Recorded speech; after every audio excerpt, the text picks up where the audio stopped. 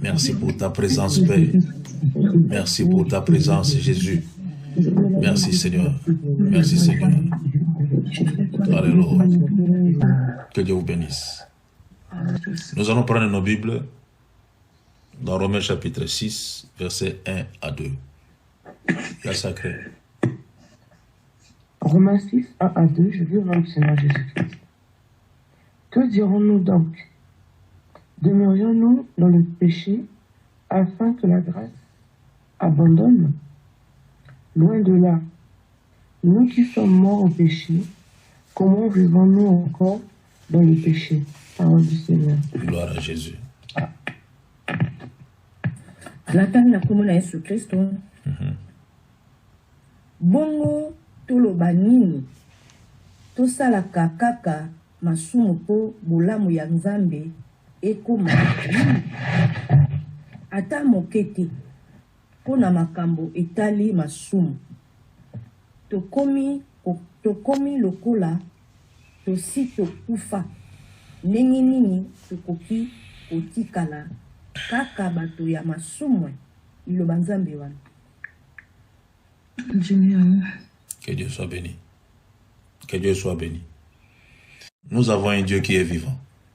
Amen. Si autrefois tu étais faible, mais cette fois-ci, je ne crois plus. Tu portes le marque de Jésus sur toi. Et personne ne te fera la peine. Personne. Amen. Et apprends ce que nous faisons sérieux. Change ta vie. Tu seras protégé. Et tu vas glorifier le nom de l'Éternel des armées. Amen. C'est Romain qui parlait, pardon, c'est Paul qui parlait aux Romains.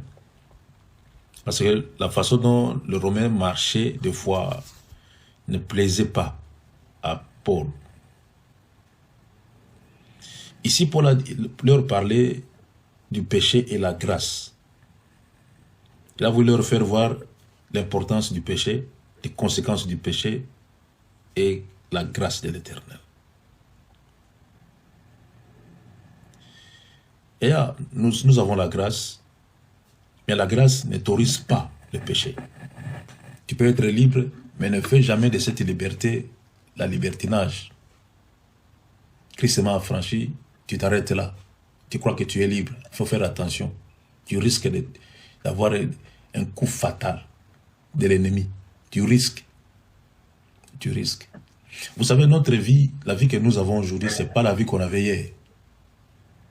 Nous avons une vie différente de celle qu'on avait hier, une vie différente. Notre vie d'aujourd'hui est plus contrôlée, si et seulement si, contrôlée par le Saint-Esprit de Dieu et conduite par le Saint-Esprit de Dieu, si et seulement si. Si et seulement si. Vous savez, le Saint-Esprit de Dieu dans l'homme pousse l'homme à aimer Dieu. La première des choses. Le Saint-Esprit dans l'homme pousse l'homme à avoir la crainte de l'Éternel. Et la plupart des chrétiens n'ont pas la crainte de l'Éternel. Ne respectent pas l'Éternel des armées. Ne prend pas en considération l'Éternel des armées. Ça, c'est encore un danger. C'est un danger, un vrai danger. Si nous ne prenons pas en considération la vie que nous avons aujourd'hui, et nous allons avoir que des échecs, des échecs, des échecs et des échecs. Des échecs et des échecs. Que dirons-nous donc? Demeurons-nous dans le péché afin que la grâce abonde? Que dirons-nous donc? Parce que je suis affranchi, parce que la Bible dit que vos noms ne seront plus jamais effacés dans le livre de vie. C'est pour cela que je dois marcher dans le péché. Parce que je suis sauvé. Jésus m'a sauvé sur la croix de Golgotha. Jésus a pris mes péchés sur la croix de Golgotha. Non, que dirons-nous donc à propos de cela? Loin de là. Et laissez-moi te dire une chose. Le salaire du péché, ce n'est pas la vie. Le salaire du péché, ce n'est pas la vie, c'est la mort.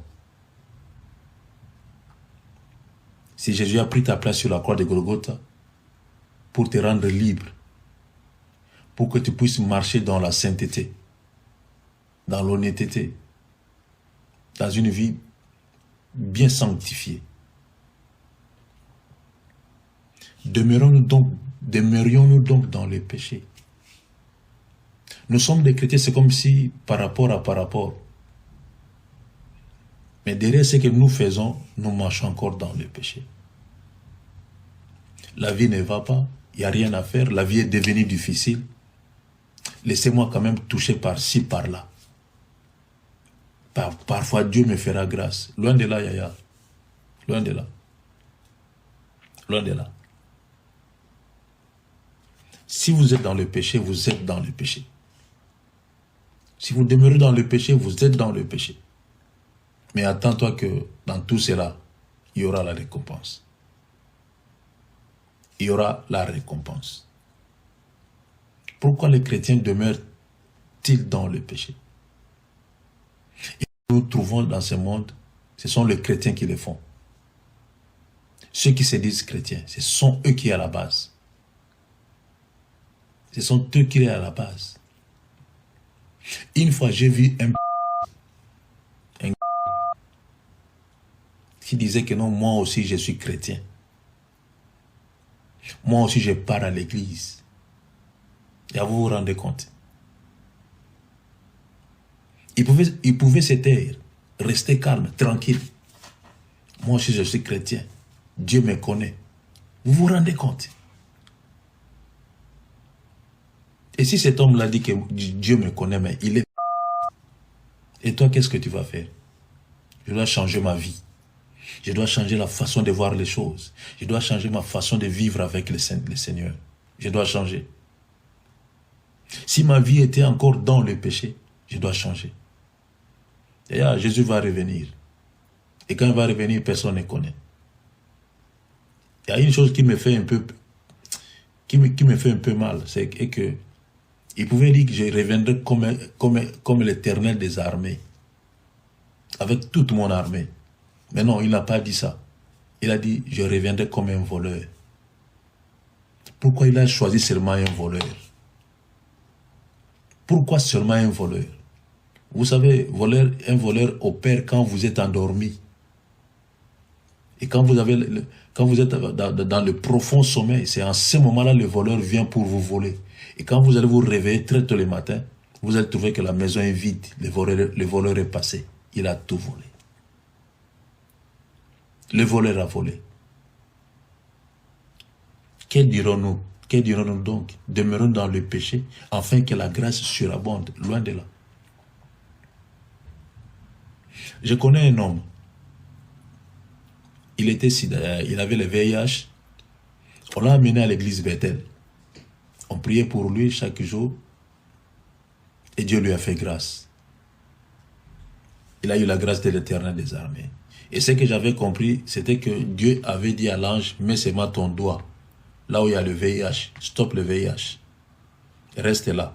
Stoppe seulement le VIH, mais reste là. Et le frère en question, il a repris sa santé. Il a repris sa santé. Il était en bonne santé. Selon l'apparence comme ça. Il était en bonne santé. Pendant que le gars avait repris la santé, il a commencé à détruire maintenant la vie des sœurs qui étaient aux permanences. Il a commencé à sortir avec celle-là, avec l'autre là, et c'était comme ça. Et jusqu'à ce que le nouvelle est répandu à l'église, que le frère patati patata est en train d'abuser le cerf. Il était beau de figure comme ça. Beau de figure. Et le frère a commencé il a commencé à abuser des sœurs. Et tellement que ça a pris de l'ampleur. Vous savez ce que Dieu a fait? Dieu a dit à l'ange, enlève seulement ton doigt. Et l'ange a enlevé seulement son doigt là où il y avait le VIH. Il a fait le réchit sans maladie, sans rien. Il était bien portant. Quand il est rentré à la maison, réchit. Quand on l'a mené à l'hôpital, examen du sang. On lui a dit que non, il a le VIH. On s'est dit, mais c'est quoi le problème au juste? Il n'a pas, non, il a le VIH. Il a le VIH.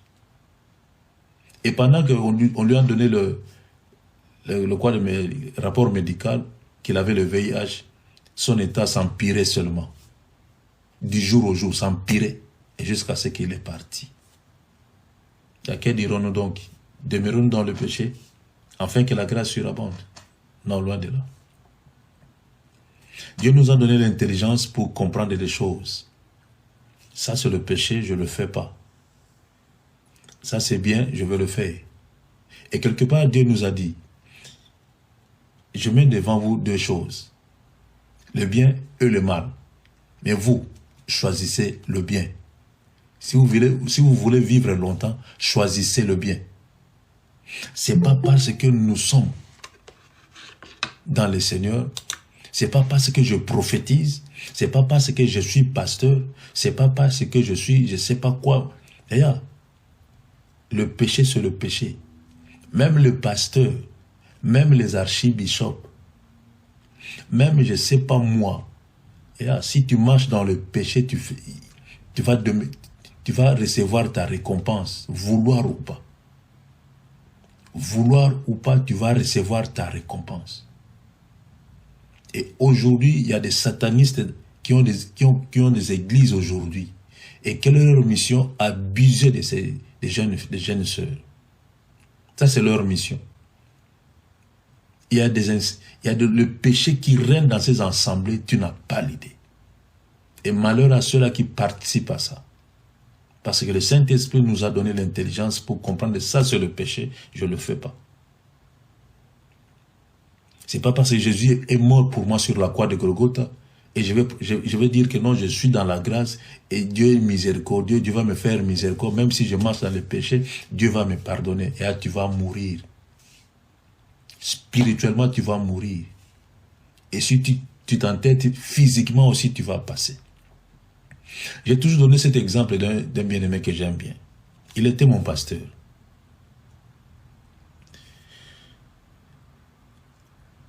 Lui, il avait besoin d'une femme. Au lieu d'aller dans le droit chemin pour trouver une sœur, effectivement, il avait trouvé une sœur. Et il a commencé à fréquenter la sœur. Pendant qu'il fréquentait la sœur, au lieu de s'abstenir, non, il faisait en cachette. Pendant qu'il faisait en cachette, la sœur est tombée enceinte. Il devait maintenant enlever cela. Regardez un peu l'ampleur, hein? Là où il était arrivé. Il devait enlever cela. Et ça a commencé ça a donné des complications. Lui qui était pasteur, c'est un homme que j'aimais bien.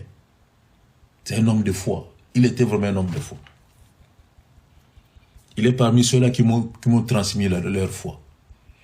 Et pendant qu'ils ont cherché à enlever la grossesse, ça a donné des complications. Et qu'est-ce que Dieu a dit? Dieu a dit, comme toi tu n'as pas écouté, toi qui prêches aux autres, et tu as fait ce qu'il ne devait pas faire, il est tombé malade.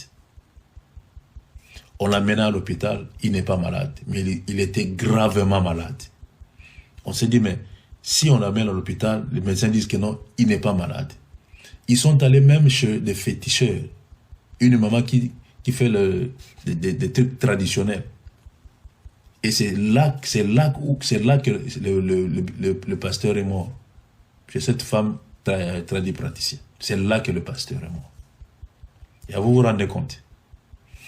De l'esprit jusqu'à chez une femme qui fait des médecines traditionnelles. Vous vous rendez compte. C'est parce que elle a voulu prendre la grâce de l'Éternel en vain. Dieu est miséricordieux, c'est bien.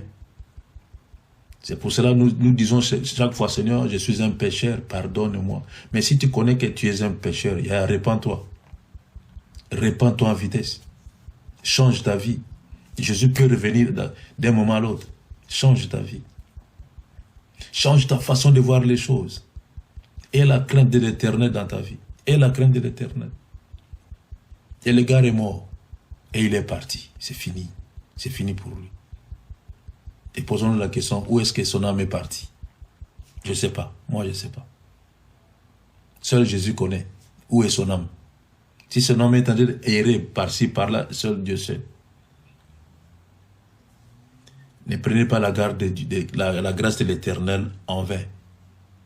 Ne prenez pas la grâce de l'Éternel en vain.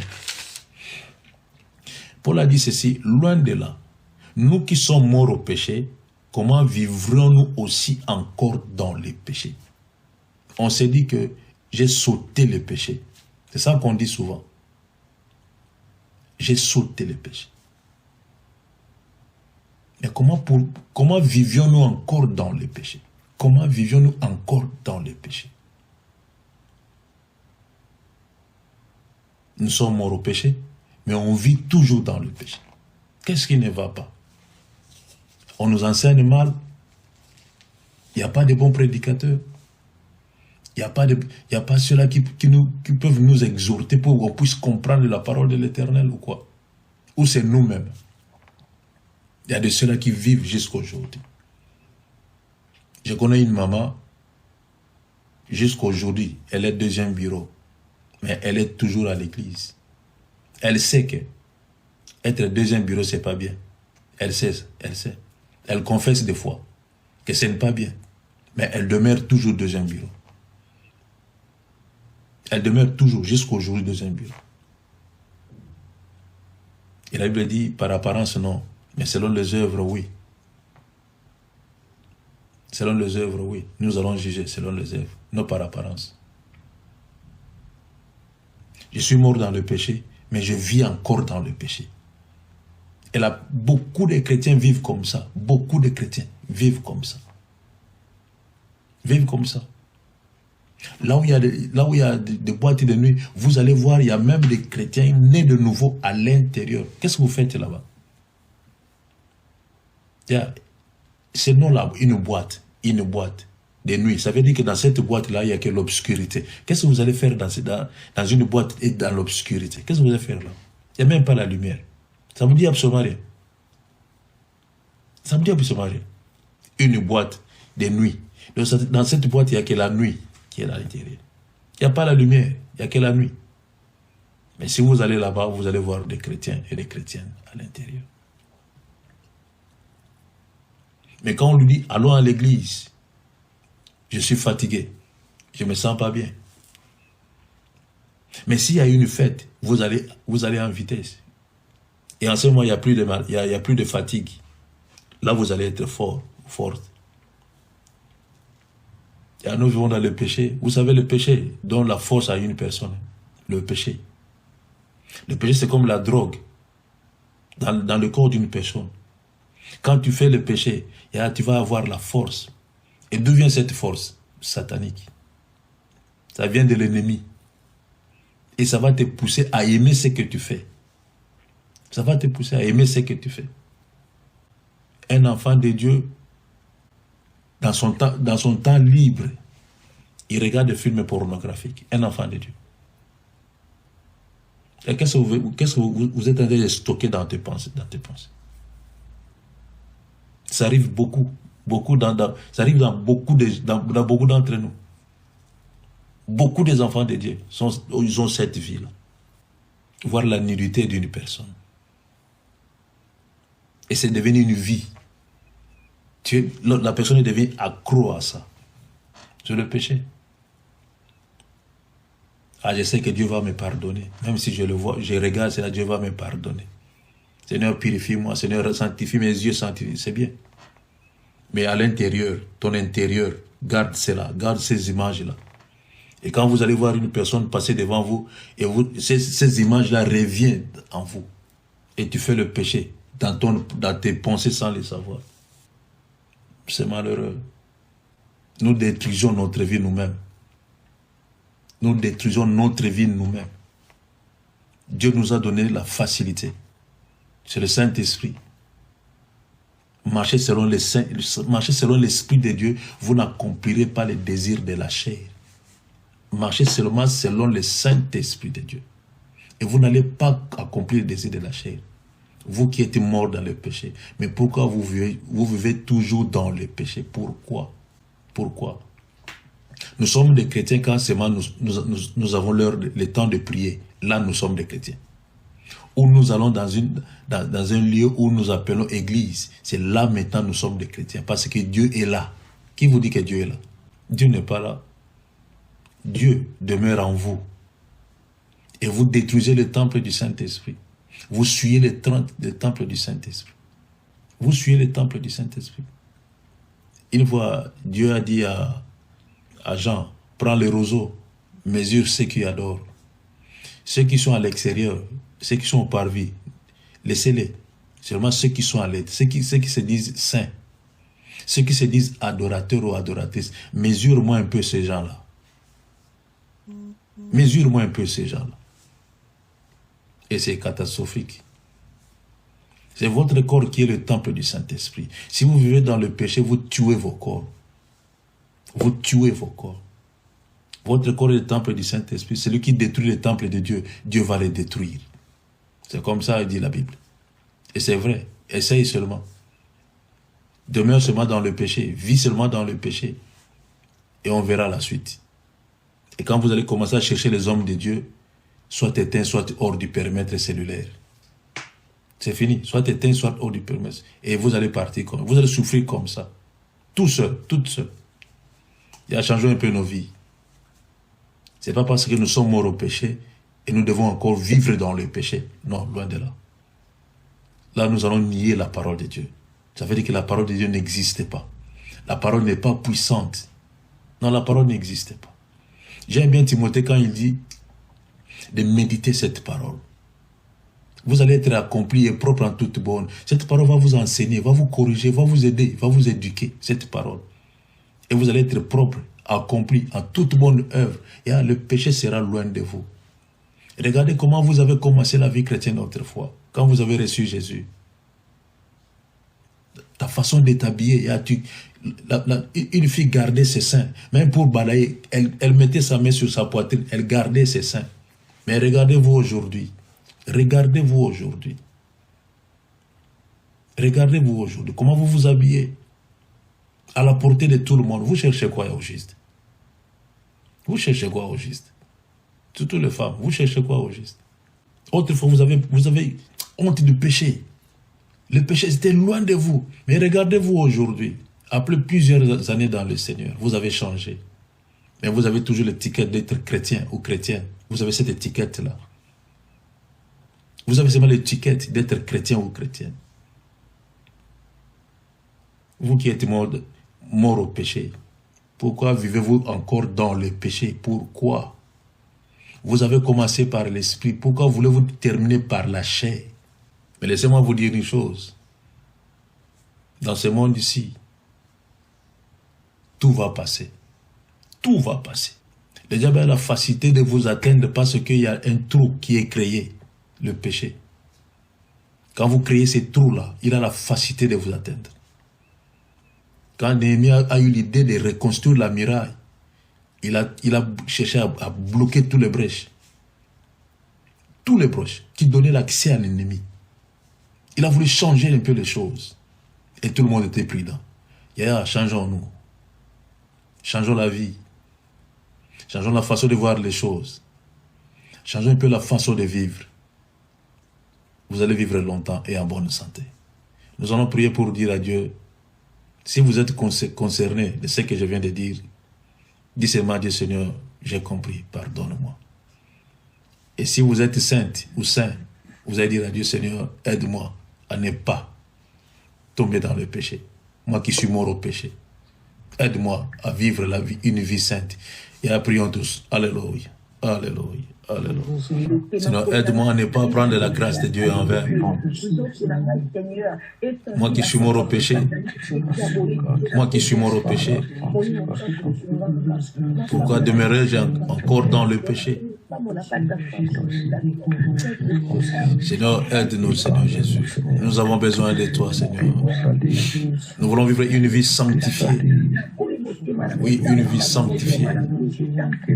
Oh oui, Père, une vie sanctifiée. Seigneur, fais-nous grâce. Fais-nous grâce. Fais-nous grâce. Yahweh, fais-nous grâce. Le roi de gloire, fais-nous grâce. L'éternel très saint, fais-nous grâce. Alléluia. Fais-nous grâce, Seigneur. Fais-nous grâce. Fais-nous grâce. Fais-nous grâce. Seigneur, fais-nous grâce. Au nom précieux de Jésus. Alléluia. Alléluia. Alléluia. Alléluia. Que Dieu puisse vous sanctifier au nom puissant de Jésus. Que vos vies changent au nom de Jésus. Amen. Que le péché soit loin de vous au nom de Jésus. Allez, que Dieu bénisse ceux qui sont sur TikTok. Je vous aime bien. Que Dieu vous bénisse. On se voit demain à 10h, heure d'Angleterre, et 11h, heure de Paris. Que Dieu vous bénisse. Que Dieu vous bénisse. Que Dieu vous bénisse. Que Dieu vous bénisse. Amen. Amen. Merci Jésus.